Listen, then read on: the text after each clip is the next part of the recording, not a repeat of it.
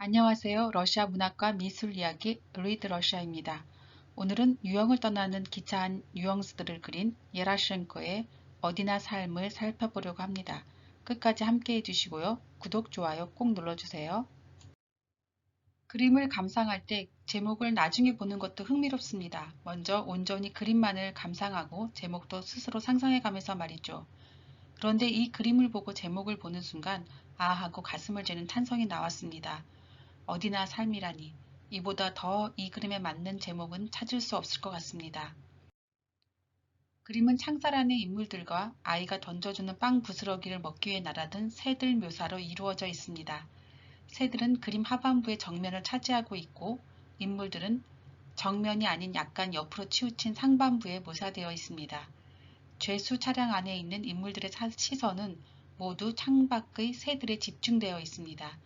정지된 듯한 인물들의 모습은 날갯짓을 하는 새들의 동적인 자유로움과 대조를 이룹니다. 그런데 왜 새들은 정면에 묘사했으면서 창살 안의 사람들은 측면에 그려놓은 것일까요?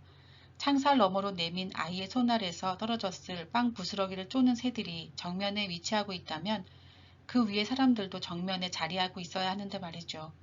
그것은 기차가 자유로운 세상을 뒤로하고 구속의 땅을 향해 막 출발하기 시작한 순간을 나타낸 것은 아닐까요? 뒤로 가지 않는 한 기차가 떠나는 방향인 오른쪽으로 치우친 것을 보면 그런 추측이 더욱 신빙성을 얻게 됩니다. 이제 막 덜커덩하고 기차가 한번 움직인 거리인 듯한 우리의 시선에서 약간 비껴나간 풍경입니다. 기차는 이미 목적지를 향한 여정을 시작한 것이죠. 서서히 움직이기 시작한 기차 안에서 보는 바깥 세상의 새들은 플랫폼을 마음껏 차지하고 있는 모습이 각양각색입니다. 아이가 던져주는 빵 부스러기를 먹으러 막 날아들어 모이를 쪼고 있는 새, 내려앉으려고 자리를 물색하고 있는 새, 내려앉아 먹을 기회를 엿보며 목을 빳빳이 긴장한 검은 새, 그리고 그 옆에서 움츠리고 앉아 또한 기회를 엿보고 있는 참새같이 작은 새, 모두 두 마리씩 짝을 이루고 있는데 이 작은 새만 짝이 없습니다. 그래서 자세히 보니 열차 지붕 위에서 꽁무니를 치켜들고 긴장되게 아래쪽을 향하고 있는 또 한 마리의 새가 눈에 띕니다. 새에게 먹이를 주다 보면 옆에서 새들 무리에 끼어들지 못해 주는 모이도 못 얻어먹고 마음을 짠하게 하는 놈들이 있게 마련이죠. 바닥에서 기회를 엿보고 있는 작은 새가 신호라도 하면 당장 내려갈 양으로 준비태세를 갖춘 듯이 모이 쪽이 아닌 작은 새를 향하고 있습니다. 힘센 놈들이 먼저 먹기 마련인 것이죠. 그래도 새들은 창살 안쪽 사람들이 그토록 바라고 있는 바깥 세상에 있는 것입니다. 빛바랜 초록색과 황토색이 섞인 낡은 열차 죄수칸 안에 좌석도 없이 빼곡히 바닥에 앉아 죄수들 틈에서 창살 너머의 새들의 마음을 빼앗긴 인물들의 표정도 다양합니다. 깡마른 아이 엄마는 한두 살쯤 되어 보이는 아이에게 자신의 마지막 양분까지도 젖으로 빼앗긴 듯 지친 얼굴입니다. 먼저 눈에 들어오는 것은 머리에 쓴 검은 스카프입니다. 검은 스카프는 러시아에서 상복으로 쓰이기 때문에 그녀가 상중이라는 것을 말해줍니다. 상도 끝나지 않는 그녀는 아이까지 데리고 대체 어디로 가는 것일까요? 여인의 약간 옆으로 기울인 얼굴의 각도, 지적이면서도 상념에 잠긴 듯한 슬픈 표정 등은 어딘지 성모 마리아를 연상시키기도 합니다. 예수의 고난을 미리 예견하고 걱정하는 마리아처럼 앞으로 닥칠 아이의 운명을 걱정하지 않을 수 없는 근심이 드러난 표정입니다. 그런데 성상화 그림에서 보듯이 일반적으로 성모와 아기 예수를 그린 성상화에서는 성모 마리아가 항상 예수 쪽으로 머리를 기울이게 되어 있는데 여기에 있는 여인은 아이의 반대쪽으로 머리를 기울이며 상념에 잠긴 표정입니다. 그래서인지 성모와는 다른 약간 인간적인 고뇌가 느껴집니다. 아이 옆에 사내가 쥐고 있는 빵 조각은 그녀가 아이를 위해 자신의 배를 줄이며 남겨놓은 아침이었을지도 모릅니다. 아이를 안아올린 손이 창백한 얼굴과 대조되게 붉은 빛을 띤 것을 보면 아이의 무게마저도 이젠 힘겨운 것 같습니다.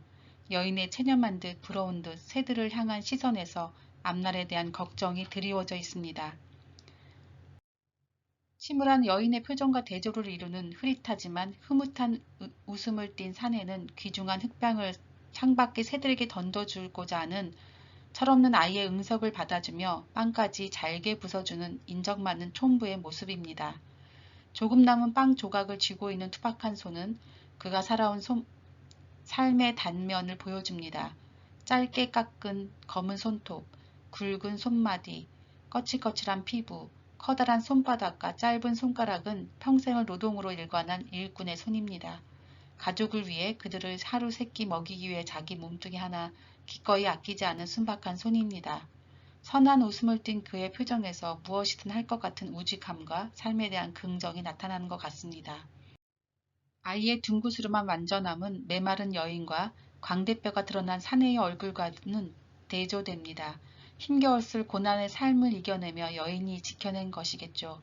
아이의 해맑은 표정, 젖살 오른 포동포동한 볼, 생기 있는 입술, 통통한 손은 그런 아이를 잘 드러내줍니다. 아이의 하얀 옷과 흰 얼굴이 그들의 순수함과 결백성을 드러내서 창살 아래 가만히 내민 아이의 손을 보면 보는 이들을 부끄럽게 만듭니다. 무슨 죄가 있다고 이런 어린아이까지 하는 생각이 들게 하죠. 그들의 뒤에 있는 덥수룩한 수염의 노인은 마치 노년의 톨스토이 같습니다. 일리아 레핀이 그린 톨스토이의 초상화를 보면 그 유사성이 더 드러납니다. 마을 촌장 같은 이미지에 듬직하고 풍채 좋은 덩치, 강직한 콧대, 넓은 이마를 가진 그는 깊이 팬 눈으로 새들을 보는 것인지 아이를 보는 것인지 아니면 그 둘 다를 보면서 자기 상념에 빠진 것인지 알 수가 없습니다. 하지만 노인도 아이가 펼치는 작은 퍼포먼스로부터 눈을 떼지 못하는 것 같습니다. 고향에 두고 온 이제 막 재롱을 피기 시작한 손자 생각이라도 난 것일까요? 얼마나 더 살지 모르는 여생을 보내기 위해 떠나는 유형길이 그에겐 과연 어떤 의미로 다가왔을지요. 그 옆에서 힐끗 곁눈질로 관심을 보이는 옆집 아저씨 같이 생긴 친근한 외모에 일용직 노동자 같은 모자를 쓴 사내도 인상적입니다. 풍채 좋은 할아버지 때문에 잘 보이지 않는 창밖을 보려고 아마 까치발이라도 선 듯한 약간 기우뚱하고 불안정한 자세입니다. 할아버지의 어깨에 얼굴이 반쯤 가려진 그 입꼬리가 약간 올라간 듯 보일 듯 말 듯 미소를 띠고 눈을 아래로 향한 채 바닥에 새들을 주시하고 있습니다. 새들을 가장 부러워하는 것은 아마 이 사내인 것 같습니다. 그가 부러워하는 것은 새들이 누리고 있는 자유가 아닌지도 모르겠군요. 부족한 영양 상태를 드러내듯 검게 보이는 마른 얼굴에 그가 부러운 것은 빵 부스러기로 배를 채우고 있는 그 상황 자체일 수도 있습니다. 이 그림에서 마음 한구석을 답답하게 하는 아픈 부분은 다른 쪽 창 앞에 밖을 주시하고 있는 등 돌린 사내의 모습입니다. 그 사내가 없었다면 이 그림의 분위기는 많이 달라졌을 것입니다. 뒤에서 무슨 일이 벌어지든 아랑곳하지 않고 등을 돌린 채 서 있는 사내, 언뜻 수염도 보이고 구릿빛의 얼굴색에 완고해 보이는 얼굴선이 젊지 않은 그의 나이를 드러내줍니다. 그러나 그의 마음은 유영지로 출발하기도 전에 이미 창살 안에 갇혀버린 듯 합니다. 주위에서 벌어지고 있는 일들과 주위 사람들에게 이미 관심의 문을 닫아버린 것 같아 무심히 서 있습니다. 순진무구한 아이의 얼굴도 수십 년의 유형 생활을 거치고 아무도 기다리고 있지 않을 고향으로 돌아갈 때쯤이면 그 무엇에도 관심이 없고 자신에 대한 자존감마저 잊어버리게 되는 그런 사람으로 변해 있는 것은 아닐지요. 그런 그의 뒷모습이 마치 앞사람의 미래의 모습은 아닌지 하는 의구심이 들게 합니다. 사내의 뒷모습이 보는 사람의 가슴을 먹먹하게 만듭니다. 이런 뒷모습은 에라셴거가 그린 수인에서도 묘사됩니다. 이 작품에서는 감옥 안에서 창밖을 바라보는 수인을 그려 더 외롭고 쓸쓸해 보입니다. 그런 그를 바깥 세상에 해가 비춰주고 있습니다. 그에게도 밝은 내일이 올까요? 밖과 비교되는 감옥 안의 어둠이 더 짙어 보이기만 합니다. 니콜라이 에라셴거가 어디나 삶을 발표한 것은 1888년 제18회 이동전람파 전시회였습니다. 이 사람들은 누구인가, 이 여인은 무슨 일을 겪은 것일까, 톨스토이 풍이 느껴진다 등 많은 질문들이 있었지만 이 그림에 대한 해설은 별로 없습니다. 페리드비슈니키, 즉 이동하는 자들로 불렸던 러시아의 이동 전람파는 1870년부터 1923년까지 약 48회에 걸쳐 상트페테르부르크, 모스크바, 키예프, 하리코프, 까잔, 오데사 등을 여러 도시를 돌면서 자신들의 그림을 전시하였습니다. 이 그룹에는 이반 크람스코이, 니콜라이 게, 일리아 리에핀, 바실리 수리코프, 이삭 레비탄 등이 참여했었죠. 이들은 이상주의적인 미학과 전통적인 회화 구범을 거부하고 일반 민중들의 삶 속에 드러난 민중적 요소들을 화폭에 옮기려고 하였습니다. 이동 전람파 화가들은 그 당시 러시아 잡계급인 인텔리겐tsi아들, 즉 우스펜스키, 다스토옙스키, 가르신, 아스트롭스키, 체홉 등과 교류하면서 비판적 사실주의의 영향도 받습니다. 러시아 자연의 아름다움과 민중의 생명력에 새롭게 눈뜨면서 그것을 화폭에 옮겨 러시아 민중들에게 보여주려고 하였죠. 니콜라이 예러셴코의 삶도 이종 전람파와 함께했습니다. 1846년 우크라이나 빨타바에서 태어난 야러셴코의 아버지는 군인이었습니다. 어렸을 때부터 미술에 재능을 보였으나 아버지는 가풍을 이어 군인이 되기를 바랬기에 삐지르부르크로 와서 파블로프 군사학교에 입학하게 됩니다. 1860년대에 야러셴코는 화가 볼코프 등에게 개인적으로 사사받으면서 미술 공부를 하였습니다. 그리고 크람스코이가 가르쳤던 예술장례협회 미술학교 야간 강좌를 다녔습니다. 1867년 에라셴코는 군사학교를 우등으로 졸업하면서 미술 공부도 계속합니다. 에라셴코의 세계관은 트르니셉스키와 도브로르보프 등의 러시아 혁명 민주주의자들의 영향을 받아 형성되었죠. 1876년 에라셴코는 이동 전람파에 합류하였고 10년 이상을 크람스코이와 함께 이동 전람파를 지도하였습니다. 그러다가 크람스코이 사후에는 이동 전람파의 사상과 전통의 계승자가 되었죠. 동료 화가 네스테로프는 야로셴코에 대해서 검소하고 자제력이 강하다. 외모는 온화하지만 영혼은 강하다라고 평화했습니다. 그의 동시대인들은 그를 화가들의 양심이라고 불렀죠. 대표작은 화부, 수인 등이 있으며 1880년대의 가장 유명한 작품들 중 하나인 어디나 삶을 발표하였습니다.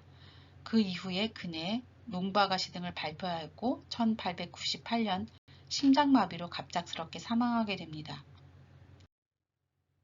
1880년대 후반의 러시아가 이민의 의지당에 의해 암살된 알렉산드르 2세 이후 이어진 반개혁의 시기였던 점을 고려하면 민중의 삶을 그대로 그린 사실주의적 경향의 그림들이 러시아 곳곳에서 전시된다는 것 자체가 귀족사회와 전제군주에 대한 강력한 저항이었고 민중들에게는 자신의 처지를 다시금 각성하게 하는 계기였을 것입니다.